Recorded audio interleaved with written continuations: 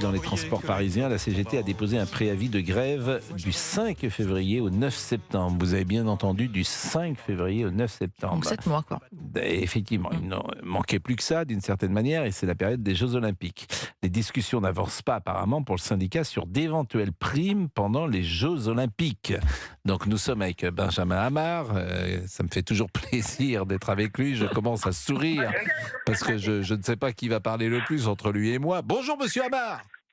Bonjour Pascal Pro. Bonne année. Bonne année à vous. Alors, on va tout de suite placer évidemment le sujet là où il doit être placé. Vous réclamez simplement des primes pour travailler. Bien évidemment, qu'est-ce qui vous étonne et qu'est-ce qui vous fait rire? C'est-à-dire que vous avez un salaire déjà. Pourquoi vous voulez des primes? Qu'est-ce qui se passe en juillet qui justifie que vous ayez des primes? Essayez de nous convaincre. Ah non mais bon, écoutez, je sais pas, vous êtes sur la planète Sirius, parce que je ne sais pas si vous êtes au courant, mais il y a un petit problème de salaire en France. Hein, c'est un petit souci, et ça n'est pas les hologrammes de réforme et les mouvements de communication du gouvernement qui permettent aux gens d'être mieux payés, et jusqu'à preuve du contraire. Mais vous êtes si mieux ça n'est payé pas que le les cas- agriculteurs. Oui, alors, Et mais il attendez. est possible que vous travaillez moins que les agriculteurs.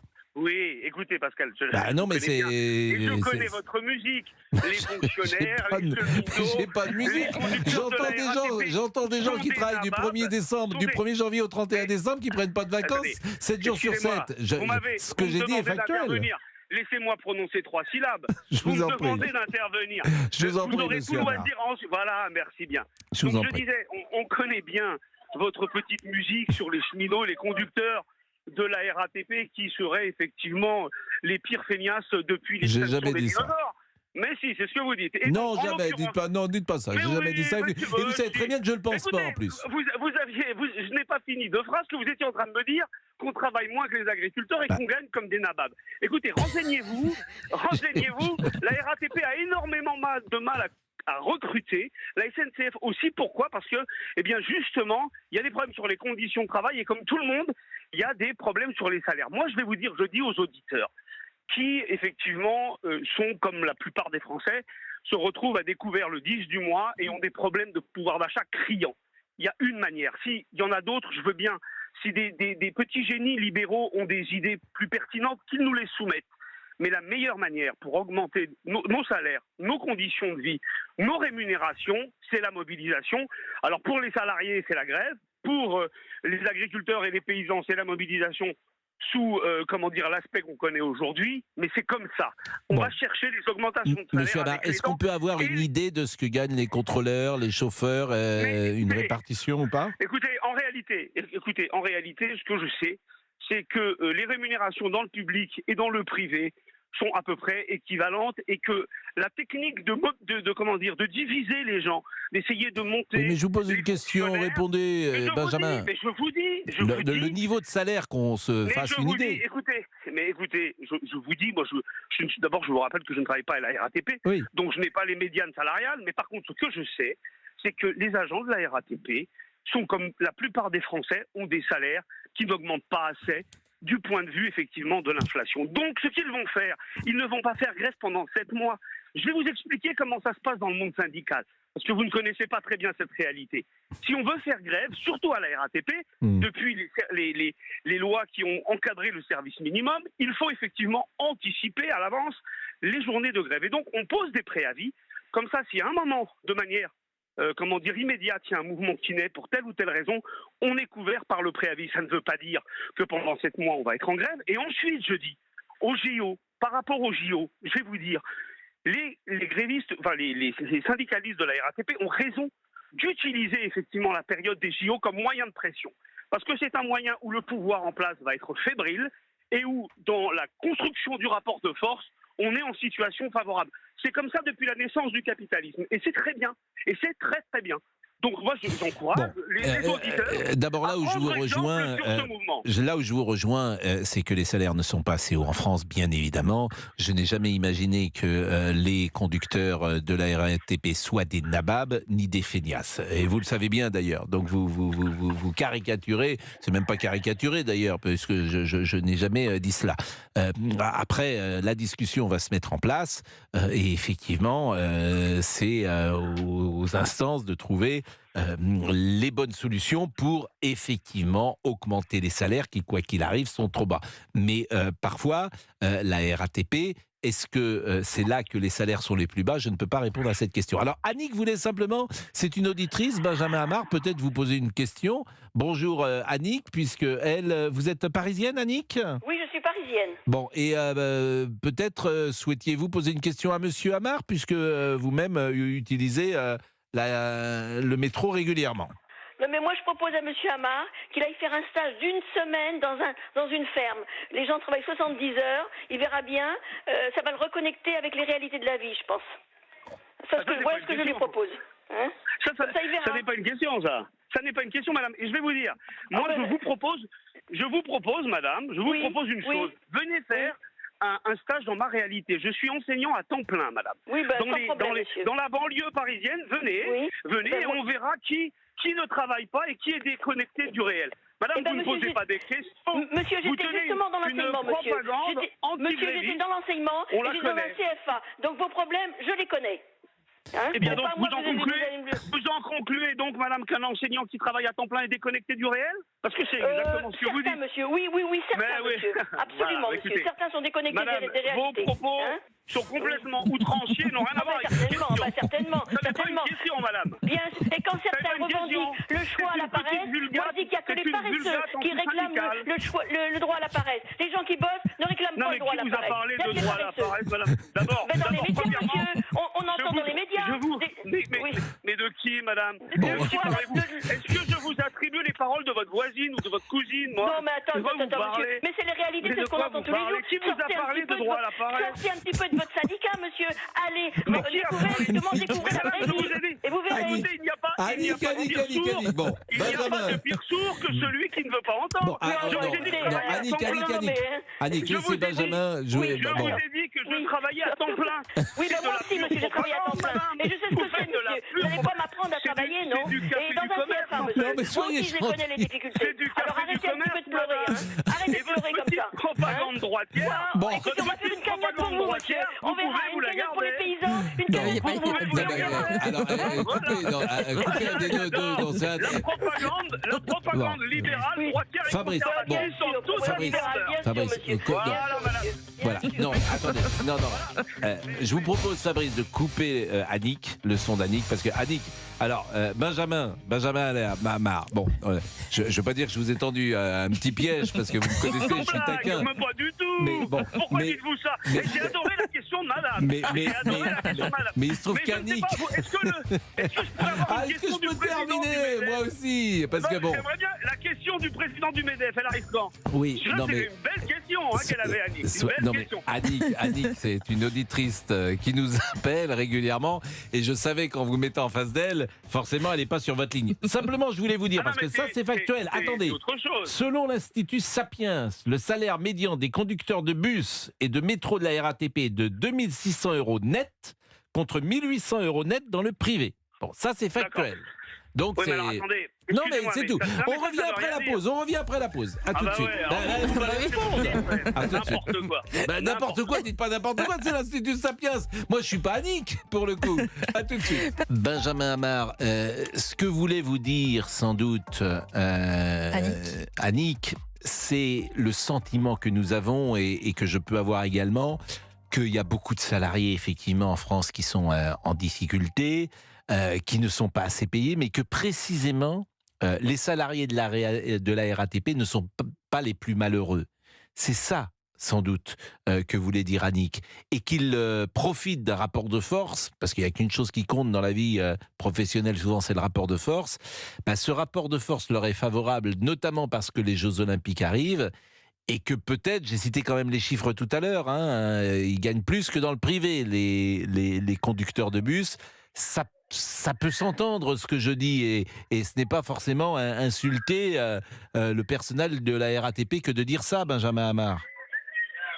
Ça y est, je peux parler parce que les procédés sont hallucinants. Permettez-moi de revenir dessus 2 minutes.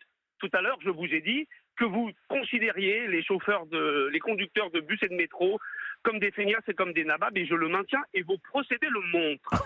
Qu'est-ce que vous venez de faire? Qu'est-ce que vous venez de faire très concrètement à votre micro?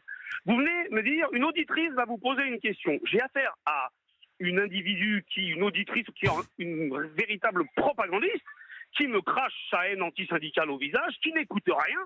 C'est-à-dire, je lui explique que je travaille à temps plein, elle me dit que je ferais bien de sortir de mon syndicat, et elle ne pose aucune question. Elle ne s'intéresse pas aux faits, elle veut juste expliquer qu'effectivement, le syndicaliste est une feignasse en soi, et le gréviste aussi. Et vous, derrière, qu'est-ce que vous faites? Derrière, juste avant la pub, vous balancez un chiffre hallucinant, et ensuite, on se prend 10 minutes de pub. Je vais vous dire, vos chiffres et vos comparaisons sont ridicules. Vous comparez les petites cuillères avec les louches. Je vous signale que les conducteurs de bus sont des catégories A. Donc, si vous voulez comparer leur salaire, faites-le avec les cadres du privé. Et là, on va voir que ce n'est pas les mêmes chiffres. Bien sûr qu'ils gagnent 2600 €. Ce sont des cadres A. Ce sont des catégories A. Vous comparez avec l'ensemble du salariat privé. C'est grotesque. Je compare des conducteurs de bus avec d'autres conducteurs de bus. Vous me parlez catégorie. Moi, je compare un conducteur de bus avec un conducteur de bus. Mais peut-être que j'ai tort d'ailleurs, mais pourquoi je ne peux pas comparer? Pourquoi je peux pas comparer un conducteur de bus avec un conducteur de bus? Alors, je viens de vous l'expliquer, mais comme je l'ai dit à propos d'Annick, il n'y a pas pire sourd que celui qui veut pas non, mais entendre. pardonnez-moi, je suis de bonne foi, je ne comprends pas. Eh bien, je vous explique. Voyez-vous, vu que vous voulez apparemment progresser, écoutez donc. L'histoire, elle est simple. Le conducteur de bus est catégorie A. Oui, d'accord, il est catégorie A, mais c'est administratif, donc, ça. Non, c'est un statut. Donc, à partir de là, vous comparez effectivement avec... Vous ne pouvez pas comparer avec un chiffre global dans le privé. Vous comparez effectivement avec le même statut, le statut de cadre dans le privé. D'accord, mais c'est l'Institut Sapiens qui le dit, c'est pas moi. Moi, j'ai cité ma source. Peut-être que l'Institut Sapiens se trompe.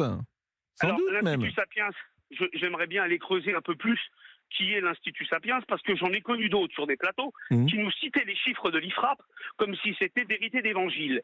Et quand on sait qui est l'Institut IFRAP, ensuite on comprend. Ce sont des outils de propagande. Donc cet Institut Sapiens, je ne le connais pas plus que ça, mais je vais aller me renseigner, et comme ça, la prochaine fois que vous me donnerez les chiffres, je serai un peu plus au courant. L'Institut Sapiens, c'est... Ce que je sais, moi, c'est que quelqu'un qui gagne 2600 € est légitime à exiger, comme quelqu'un qui gagne 2000 balles, des augmentations de salaire. Mais vous avez raison, mais tout le monde est légitime à gagner mieux.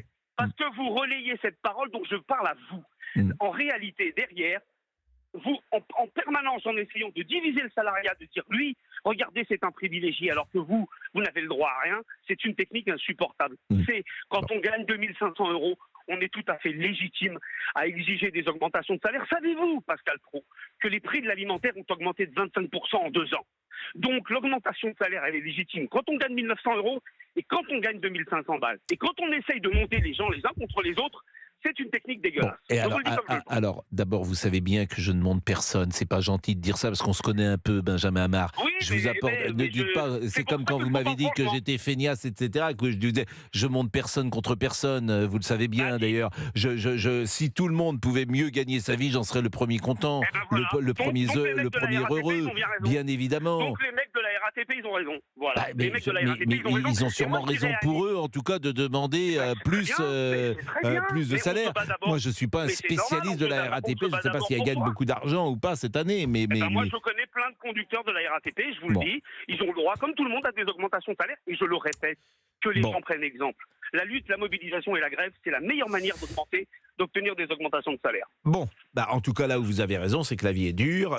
Vous savez, la vie est dure pour tout le monde, et notamment les plus jeunes. Parce que si, à titre personnel, moi j'ai 60 ans et j'ai la chance de bien gagner ma vie, je suis comme tout le monde, j'ai 4 enfants, et je vois bien que les salaires des jeunes... parce qu'il n'y a pas de passe-droit, les salaires quand tu as 25, 28, 29 ans, tu es à Bac plus 5, Bac plus 6, Bac plus 7, et puis tu gagnes 2000 €, 2500 € à Paris, et c'est difficile. Et parfois, ces enfants, ils sont bien contents d'avoir des parents qui peuvent les aider pour Pour acheter, pour les vacances, pourquoi pas? Pour acheter un vélo électrique, pourquoi pas? Pour acheter des choses comme ça. Et tout le monde Bien n'a sûr. pas la chance d'avoir des parents qui gagnent bien leur vie. Donc je suis pas Exactement. déconnecté de la réalité, croyez-moi. Eh ben donc, On est alors, tous pareils. Donc, vous comprenez. On est tous Donc, pareils.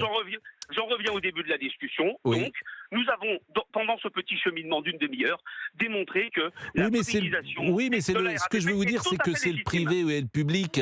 Le public peut faire grève. Les gens qui sont dans d'autres activités, ils ne peuvent pas forcément faire grève parce qu'il y a plus parfois de... Sauf que je rebondis sur ce que vous venez de dire. Oui. Moi, je vais vous donner un exemple très clair, celui des enseignants. Il y a une grève le 1er février qui est tout à fait légitime, vu le bordel dans l'éducation nationale. Et il y a des tas de profs qui hésitent parce que, pour certains, perdre une journée de salaire, c'est trop. Donc, en réalité, pour le public comme pour le privé, tout ceci est très compliqué. Et quand il y a des grèves dans le public, peut-être parfois plus facile que dans le privé, je ne pense pas que la situation soit de dire aux gens du privé « Ouh, regardez-moi ces fonctionnaires toujours en grève ». Mais moi, je ne suis pas du tout sur cette ligne-là. Je ne suis pas sur cette ligne-là. Voilà. Je pense que les profs ne sont pas assez payés. Les profs ne sont pas assez payés. C'est un vrai problème d'ailleurs. Ils sont déclassés par rapport aux années 70-80. Simplement, c'est un système que j'aimerais différent, forcément, peut-être avec plus de sélection, mais en tout cas de les payer et peut-être même de doubler le salaire parce que c'est essentiel, les profs, à mes yeux. Et c'est des conversations qu'on a eues souvent ensemble. Mais peut-être, en fait, c'est des choix qu'il faut faire. Peut-être faut-il faire moins de prestations sociales, peut-être payer plus de régaliens. Donc tout ça, c'est des choix de société. Mais tu peux pas tout avoir, ça c'est sûr. Alors, et d'expliquer qu'il faut prendre l'argent uniquement parce que les actionnaires donnent trop de dividendes, ça suffira pas. Bon, bonne année en tout cas. Par contre, c'est ce que vous dites vous. Par contre, moi, c'est ce que je dis. Ça serait bien d'aller faire un peu plus de trac sur les évadés fiscaux. Ça ramènerait un peu plus d'argent. C'est un choix de société, ça aussi. Oui, mais ça aussi, c'est un choix de société. Mais apparemment, on n'a pas les mêmes choix de société. Mais vous savez bien que c'est pas les évadés. Vous en savez rien d'ailleurs précisément, les évadés fiscaux. Vous savez pas exactement par définition, on le sait pas. Je ne sais pas ce que dit l'Institut Sapiens, mais moi je sais ce que d'autres instituts disent. Il y a 100 milliards dans l'histoire. Oui. Mais tout ça est des chiffres, vous le savez bien, ça ne me paraît pas l'essentiel, mais il faut le faire. Mais ça ne me paraît pas l'essentiel. Bon, en tout cas, votre point de vue. Je vois que vous êtes en forme, c'est l'essentiel, et que vous êtes toujours combatif, c'est l'essentiel. Et puis que moi je vous ai souvent eu régulièrement, même au micro. Après, vous vous battez pour les uns et les autres. Et c'est respectable d'ailleurs. Bien sûr que ce que vous dites peut s'entendre. Sur les moyens, on peut diverger. Il est 12h41.